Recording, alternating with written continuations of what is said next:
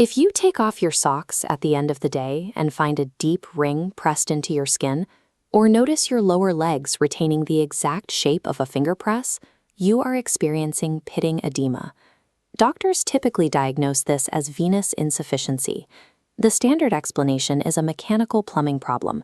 Gravity pulls blood down to your feet, and an aging or inefficient circulatory system struggles to pump it back up. To fix this backed-up plumbing, the routine medical response is a prescription for diuretic pills and strict orders to cut salt. The goal is simply to force your body to flush out the pooling fluid. Yet, there are inconsistencies in that mechanical explanation. People standing on hard concrete floors for 10 hours a day often have perfectly normal ankles, while others who sit comfortably at a desk all day develop severe, painful swelling. Furthermore, if you rely on those diuretic pills, you'll quickly notice a frustrating pattern. The day you stop taking the medication, fluid pools right back into your lower legs.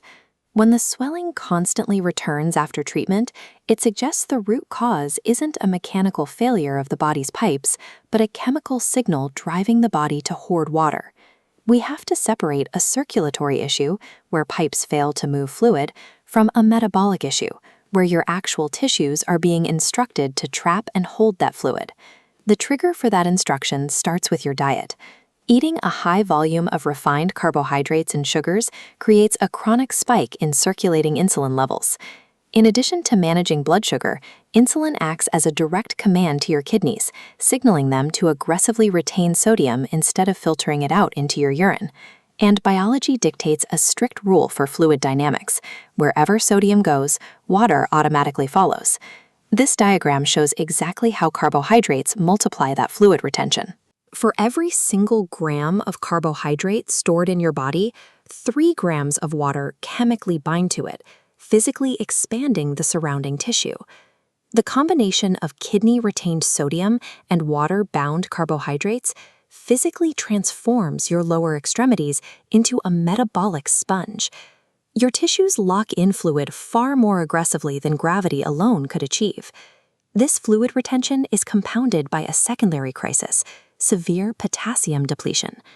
Human biology requires 4,700 milligrams of dietary potassium every day to balance our sodium, yet modern diets routinely provide less than half of that amount. To see why that shortage is so critical, look at this animation of a cell membrane. This is the sodium-potassium ATPase pump. It's a microscopic engine in your cells that continuously pushes trapped sodium out while pulling potassium in. This exchange is what allows your body to clear excess fluid. Watch what happens to the mechanism when the external supply of potassium runs dry. The cellular engine stalls completely. Without potassium to pull inside, the pump cannot push the sodium out, leaving a dense, immovable buildup of sodium and fluid trapped inside the cell, which exposes the ironic trap of the conventional treatment. Common diuretic pills actively drain your body's remaining potassium stores straight out through your urine.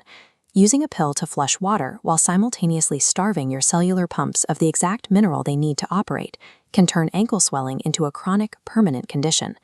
Addressing the swelling requires shutting off the hormonal fluid-retaining signal at its source, rather than just treating the outward symptom. First, eliminating refined carbohydrates and sugars via a low-carb approach drops your circulating insulin. This immediately cancels the kidney's order to hoard sodium. Once that chemical order is lifted, the results are highly measurable. People restricting carbohydrates routinely shed between 7 and 11 pounds of trapped fluid weight within the first 2 weeks alone. Second, incorporating intermittent fasting further lowers basal insulin levels, accelerating the hormonal correction that allows the body to release the fluid. Third, you must reactivate your cellular pumps by substantially increasing your potassium intake. You cannot rely on standard over-the-counter potassium pills for this, as they are legally capped at 99 milligrams per capsule, a level far too low to reach the 4,700 milligram goal. Hitting that daily target requires real food. Prioritize avocados, leafy green vegetables, Swiss chard, and beet greens. You can then close the dietary gap by adding high-potassium electrolyte powders to your routine. Evening ankle swelling is a metabolic signal. By treating it as an imbalance of insulin and potassium, rather than a mechanical failure of your veins, we stop fighting gravity and start working with human biology.